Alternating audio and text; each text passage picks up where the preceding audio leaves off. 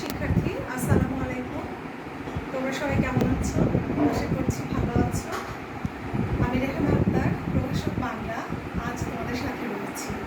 তোমরা ইতিমধ্যে জানতে পেরেছ যে আগামী মাসের 10 তারিখের মধ্যে তোমাদের অনলাইনে একটি মূল্যায়ন পরীক্ষা অনুষ্ঠিত হবে। আশা করছি তোমরা সবাই সেই পরীক্ষায় অংশগ্রহণ করবে। আজ আমরা বাংলা দ্বিতীয় পত্রের বাংলা ভাষার অপপ্রয়োগ এবং শুদ্ধ প্রয়োগ নিয়ে আলোচনা করব। প্রিয় শিক্ষার্থী, বাংলা ভাষার শুদ্ধ প্রয়োগের জন্য নির্দিষ্ট কোনো বিধি বা নিয়ম বেঁধে দেওয়া যায় না। ব্যাকরণের বিভিন্ন শাখা, ব্যাকরণ বইতে যে বিষয়গুলো উল্লেখ করা রয়েছে, যে বিষয়গুলো আমরা পাঠ করেছি, অর্থাৎ বাংলা বানানের নিয়ম, বাংলা উচ্চারণ রীতি, সন্ধি, সমাস, কারক ও বিভক্তি, পদ, বাক্যতত্ত্বের বিভিন্ন আলোচনা, এইগুলো পাঠের মাধ্যমে একজন শিক্ষার্থী বাংলা ভাষা শুদ্ধ প্রয়োগ করতে শেখে এবং সেই ক্ষেত্রে বাংলা ভাষার ক্ষেত্রে সে দক্ষতা অর্জন করে।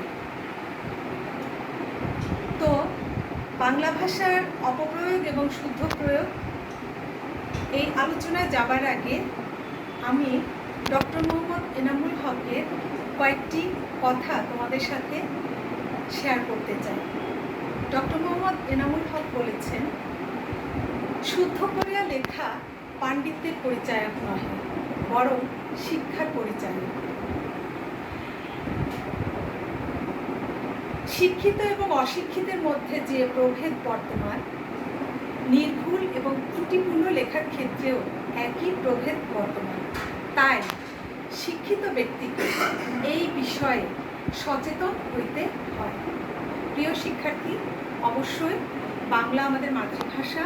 আমরা এই ভাষায় আমরা দক্ষতা অর্জনের জন্য অবশ্যই ব্যাকরণের সকল বিষয়ে খুব ভালো এবং জ্ঞান এবং দক্ষতা অর্জন করার চেষ্টা করব। তো বাংলা ভাষার অপপ্রয়োগ এবং শুদ্ধ প্রয়োগ সম্পর্কে আলোচনা করবার আগে আমাদের জানতে হবে যে আমরা কি কি ভুল করে থাকি। আমরা যখন জানবো যে কি কি ভুল বা কি কি অপপ্রয়োগ আমরা করছি, তখন কিন্তু আমরা শুদ্ধ করতে খুব সহজেই আমাদের ভাষাটাকে শুদ্ধ করতে পারবো। প্রিয় শিক্ষার্থী, আমরা ব্ল্যাকবোর্ডে চলে যাব।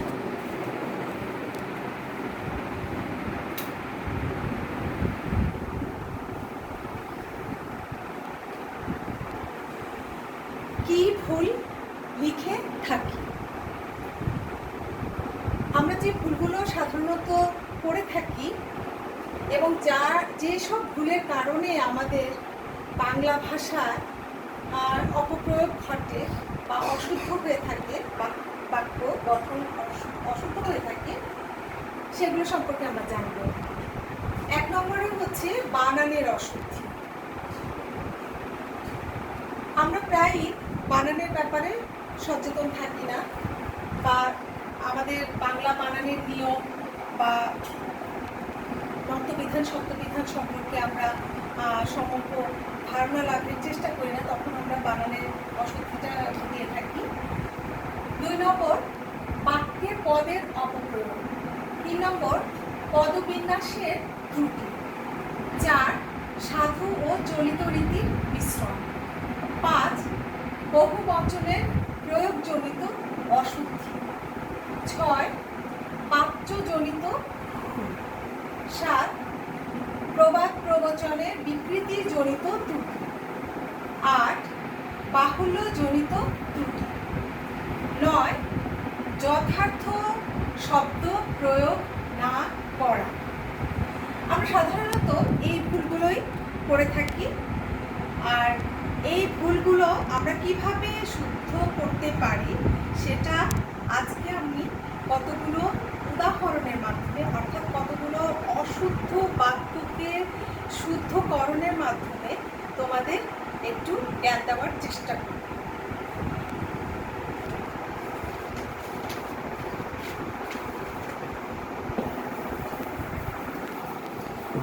প্রিয় শিক্ষার্থী, প্রথমেই আমরা চলে আসবো বানানের অশুদ্ধি বিষয়।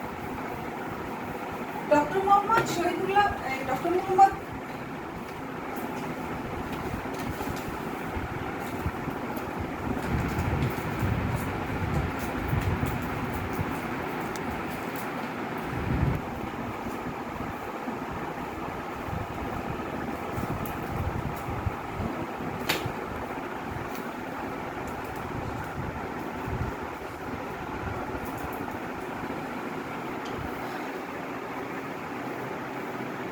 এখানে আমি অনেকগুলো বানান লিখেছি, যে বানানগুলো সাধারণত আমরা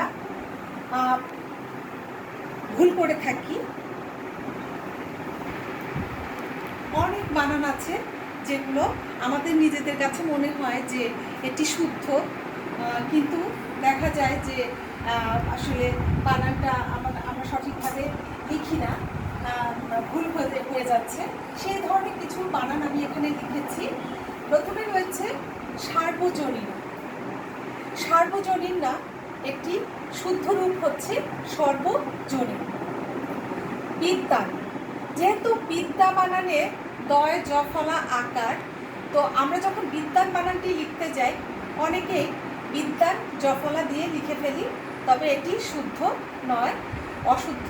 শুদ্ধ হচ্ছে এই বানানটি, বফলাযুক্ত বানানটি। এরপরে আছে সস্ত্রীক। সস্ত্রীক বানান এটি হচ্ছে শুদ্ধ। শয় বফলা যখন থাকে, শয় বফলা অর্থ হচ্ছে নিজের, স অর্থ হচ্ছে নিজ। সস্ত্রীক, স্ত্রী তো নিজেরই হয়, যার কারণে সস্ত্রীক এই বানানটি লিখলেই অর্থ ঠিক থাকে। এরপরে আছে অঙ্ক। অঙ্ক এই বানানটি সঠিক নয়, এই বানানটি সঠিক। আমাদের বাংলা বানানের নিয়ম অনুযায়ী ক বর্গের বর্ণের সাথে নাসিক্য ধ্বনি হলে উ ব্যবহৃত হয়। এরপরে আছে স্বাস্থ্য। স্বাস্থ্য বানান এটি ভুল, এখানে সঠিক বানান হচ্ছে স্বাস্থ্য। বানানে আমরা দেখতে পাই যে জ ফলা রয়েছে। এরপরে সুস্থ। যেহেতু স্বাস্থ্য বানানে আমরা জ ফলা ব্যবহার করি, অনেকেই আবার সুস্থ বানানে জ ফলাটা ভুলক্রমে দিয়ে ফেলি।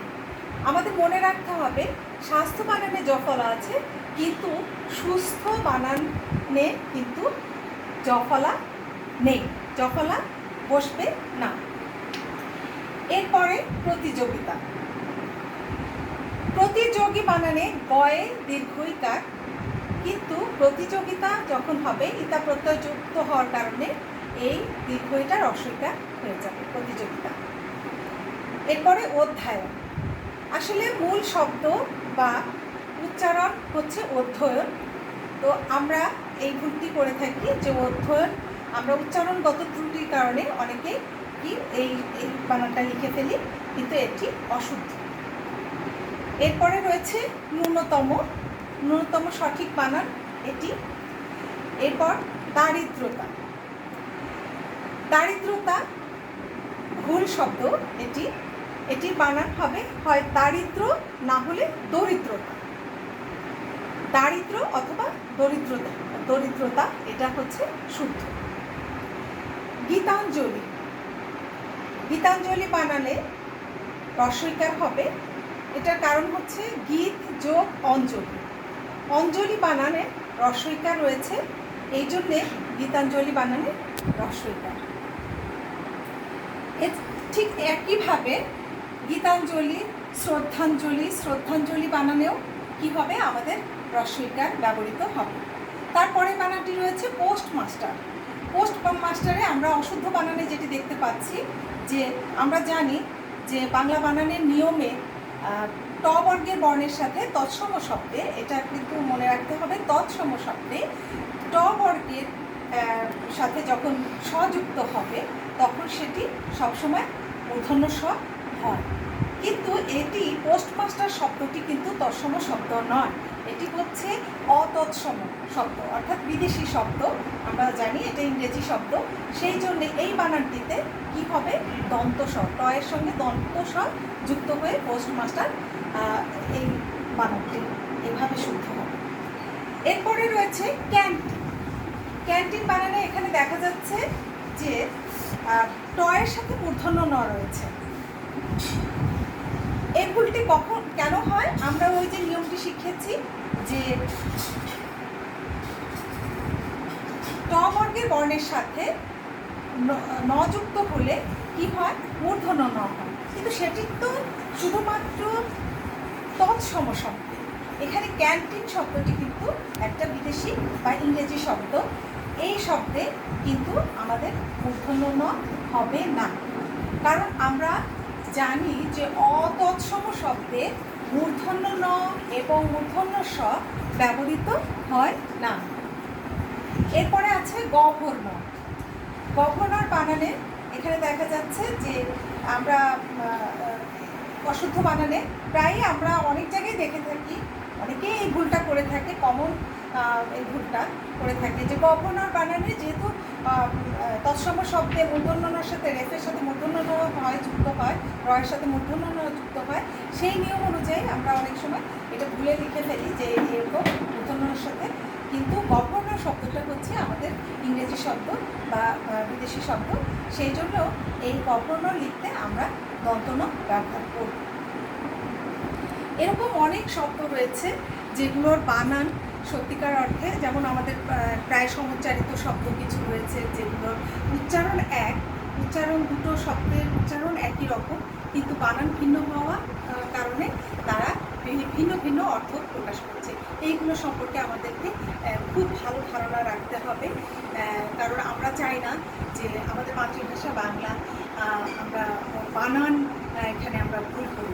এরপরে আমরা 2 নম্বরে যেটা দেখব, 2 নম্বরে আছে হচ্ছে বাক্য গঠনের ক্ষেত্রে বাক্যের পদের অপপ্রয়োগ। পদের অপপ্রয়োগ কিভাবে ঘটে,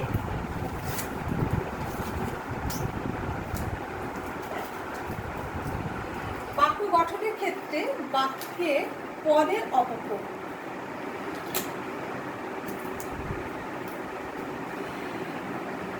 এখানে অশুদ্ধ আমি বাক্য লিখেছি, কারণ এটা বাক্যে যখন আমরা ব্যবহার করব তখন পদটির একটা বিশিষ্ট অর্থ আসে, সেটি প্রয়োগ করতে সুবিধা, মানে তোমাদের বুঝতে সুবিধা হবে।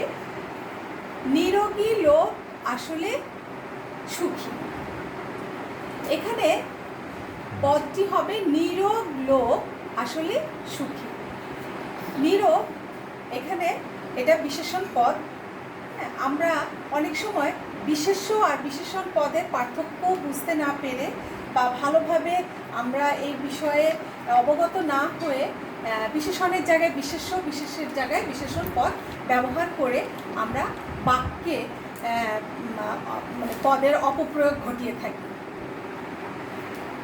অশুদ্ধ বাক্য, আমাদের দেশ উন্নতশীল দেশ, এটা শুদ্ধ হবে আমাদের দেশ উন্নয়নশীল দেশ।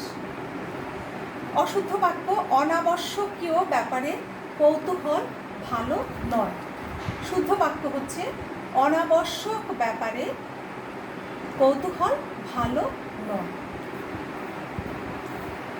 এরপর 3 নম্বরে যেটা আছে বাক্যে পদবিন্যাসের ত্রুটি। পদবিন্যাস কি, আমাদের বাংলা বাক্যের যে পদক্রম, সেই পদক্রমে দেখা যায় যে কর্তা কর্ম ক্রিয়া, এভাবে কর্তা কর্ম ক্রিয়া এইভাবে আমাদের বাংলা বাক্য গঠিত হয়ে থাকে। তো সেক্ষেত্রে যখন এটার ব্যত্যয় ঘটে তখন কিন্তু আমাদের বাক্য সঠিক হয় না। এই যে এখানে দেখা যাচ্ছে তার পরিচয় পেয়ে বেধা সবাই মুগ্ধ, এখানে পদবিন্যাস সঠিক না হওয়ার কারণে অর্থ প্রকাশ ঠিকভাবে করছে না। এই শুদ্ধ প্রয়োগ হচ্ছে তার মেধার পরিচয় পেয়ে সবাই মুগ্ধ। 4 নম্বরে যেটি আছে সাধু ও চলিত ভাষার মিশ্রণজনিত ত্রুটি। এই ব্যাপারটি আমাদের প্রায় ঘটে থাকে, কারণ আমাদের কিছু সাধু ভাষার গদ্য রয়েছে, এগুলো পাঠ করার পর আমাদের শিক্ষার্থীরা অনেক সময় সাধু আর চলিত ভাষার মিশ্রণটা ঘটিয়ে ফেলে। তো সেক্ষেত্রে তোমাদের যেটি করতে হবে, তোমাদের কিন্তু খুব লক্ষ্য রাখতে হবে যে সাধু আর চলিত যখন একটি বাক্যের মধ্যে থাকে, এই জিনিসটি তোমাদের লক্ষ্য করে খুঁজে বের করতে হবে। তোমরা জানো যে সাধু ভাষা সর্বনাম এবং ক্রিয়াপদের পূর্ণরূপ ব্যবহৃত হয়, আর চলিত ভাষায় ক্রিয়াপদ এবং সর্বনাম পদের সংক্ষিপ্ত রূপ ব্যবহৃত হয়।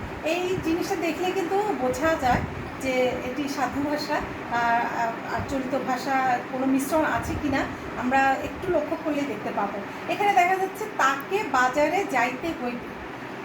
হ্যাঁ, এখানে এটা অশুদ্ধ বাক্য, কারণ এখানে দেখা যাচ্ছে তাকে, এটা চলিত ভাষা, আর যাইতে হইবে এটা সাধু। তো শুদ্ধ বাক্য হবে যে তাহাকে বাজারে যাইতে হইবে। আমি এটাকে শুদ্ধ করতে হলে যদি আমি সাধু করতে চাই, পুরোটাই সাধু হবে, সাধু ভাষায় লিখতে হবে।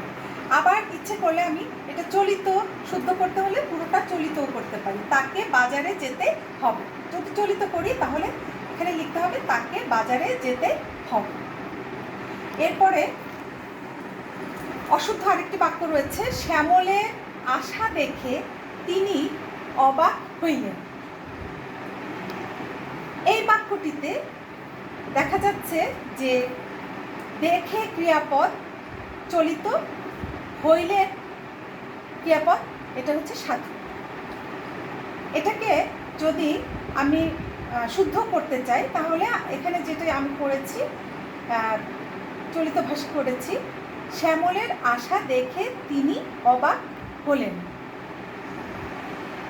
প্রিয় শিক্ষার্থী, তোমাদের সাধু এবং চলিত ভাষা বোঝার ক্ষেত্রে একটু লক্ষ্য রাখতে হবে, যদি তৎসম শব্দ থাকে, তৎসম শব্দ যদি দেখা যায় যে একটা লাইনের মধ্যে থাকে, সেটাকে তুমি যদি চলিত ভাষা করতে চাও, সেই তৎসম শব্দটিরও পরিবর্তন করে তোমাকে তদ্ভব শব্দ হিসেবে তদ্ভব শব্দে পরিবর্তন করতে হবে।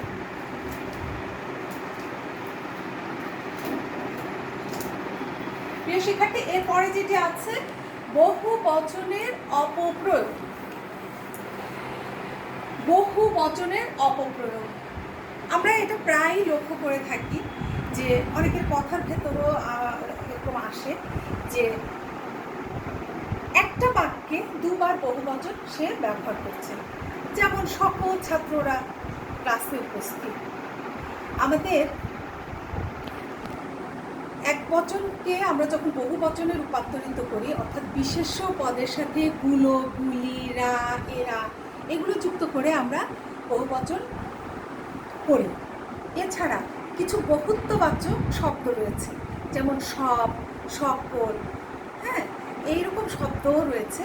তো যদি আমি সব লিখি বা সকল লিখি, তাহলে কিন্তু আমি বিশেষ্য পদের সাথে গুলো, গুলি বা রা, এরা এগুলো যোগ করতে পারবো না। সেক্ষেত্রে কিন্তু আমার বহুবচনের অপপ্রয়োগজনিত ভুল হয়ে যাবে।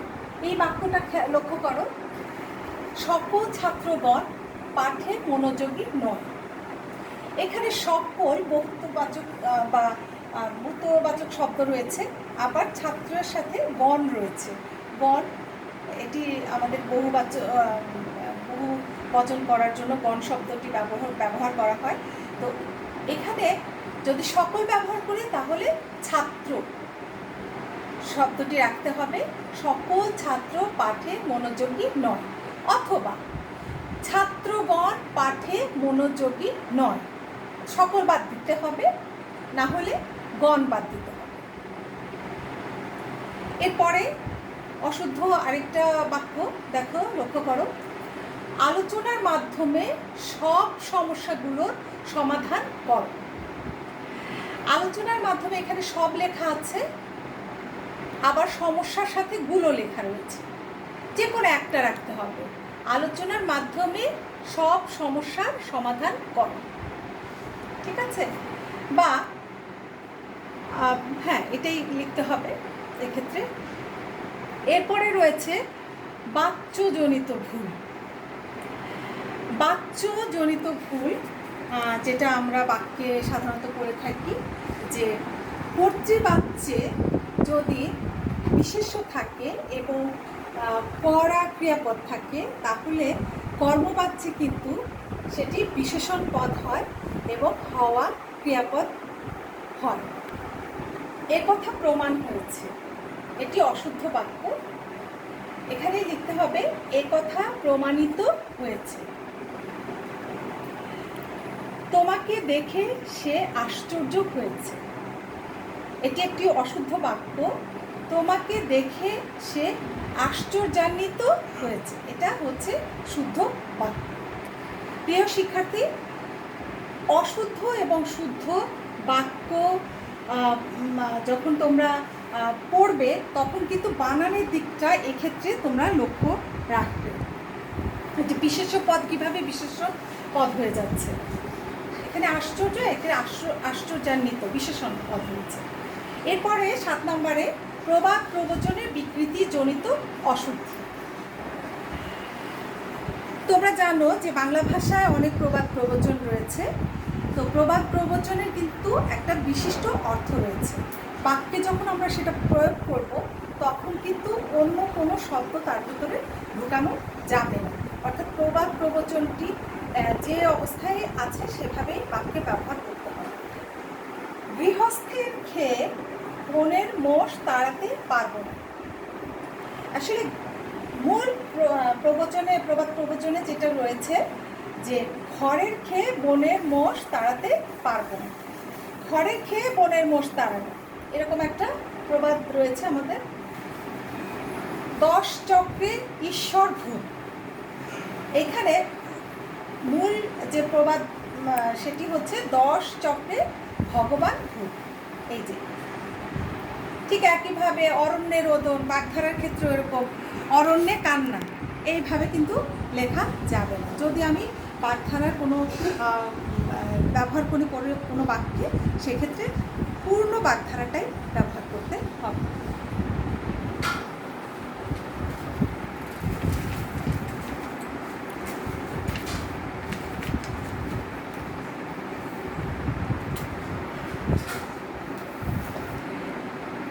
এরপরে বাংলা ভাষায় যে বিষয়ে আমরা অনেক একটা আমি মনে করি যে একটা সাধারণ আমাদের হয়ে থাকে যে পুনরুক্তি বা বাহুল্যজনিত ভুল। সেটা কি, যে একই অর্থের শব্দ একাধিক শব্দ আমরা বসিয়ে ফেলি। যেমন এখানে আকণ্ঠ পর্যন্ত ভোজনে স্বাস্থ্যহানি ঘটে।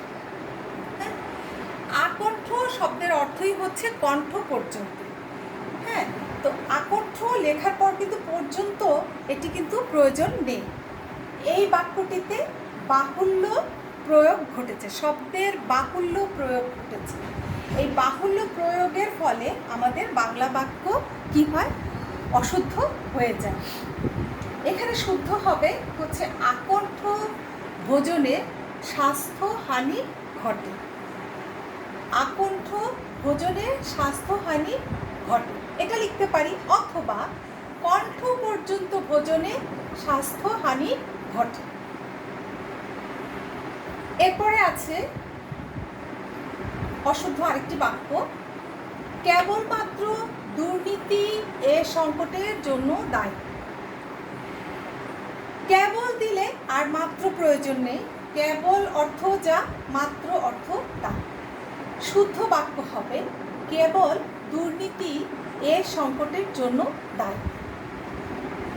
এরপরে 9 নম্বরে আছে যথার্থ শব্দ প্রয়োগ না করা। আমরা অনেক সময় বাংলা বাক্য লিখতে যে আমরা যেখানে যে বাক্যে যে মনোভাব প্রকাশের জন্য যে শব্দটি বসানো দরকার, এটা আমরা অজ্ঞানতা থেকে করে থাকি যে এই শব্দের অর্থটা যখন আমরা বুঝতে পারি না বা জানতে পারি না, তখনই আমরা এই ধরনের ভুলটা করে থাকি যে যে শব্দটি বসানো দরকার সেটি না বসিয়ে অন্য আরেকটি শব্দ বসিয়ে দিই। তখন কি হয়, সেই বাক্যটি ভুল হয়ে যায়। অন্যায়ের ফল দুর্নিবার্য। আসলে দুর্নিবার্য হবে না, অন্যায়ের ফল অনিবার্য। অন্যায়ের ফল অনিবার্য। এরপরে অশুদ্ধ বাক্য, তিনি সস্ত্রীক ঢাকায় থাকেন। এই সস্ত্রীক বানান, এটা সস্ত্রীক শয়বফলা দিয়ে যে বানানটি রয়েছে, এই শব্দটি এখানে প্রয়োগ হবে না। সস্ত্রীক বলতে যেটি বোঝায় যে নিজের স্ত্রী, আর এখানে সস্ত্রীক স্ত্রী সহ, আসলে তিনি স্ত্রী সহ ঢাকায় থাকেন, এই শব্দটি সঠিক আছে। এইটি এখানে, এই বানানটি এখানে ব্যবহৃত হবে, কারণ স্ত্রী তো নিজেরই হয়।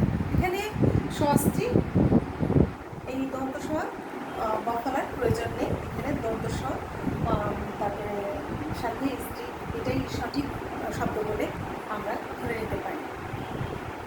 প্রিয় শিক্ষার্থী, এই বাংলা ভাষার অপপ্রয়োগ, শুদ্ধ প্রয়োগ, এই আরও অনেক আলোচনা রয়েছে, বই খুললে তোমরা পাবে। এবং সেই ক্ষেত্রে তোমাদের যেটি করতে হবে যে শব্দগুলো একটু ভালো করে দেখে বানান, তারপরে বাক্যে প্রয়োগ, এটা তোমরা একটু বাসায় অনুশীলন করবে। সেই সাথে আমরা জানি যে এই যে বাংলা ভাষার অপপ্রয়োগ শুদ্ধ প্রয়োগ প্রশ্নটা 6 নম্বরে আছে। 6 নম্বরে দুইভাবে প্রশ্নটা আসে।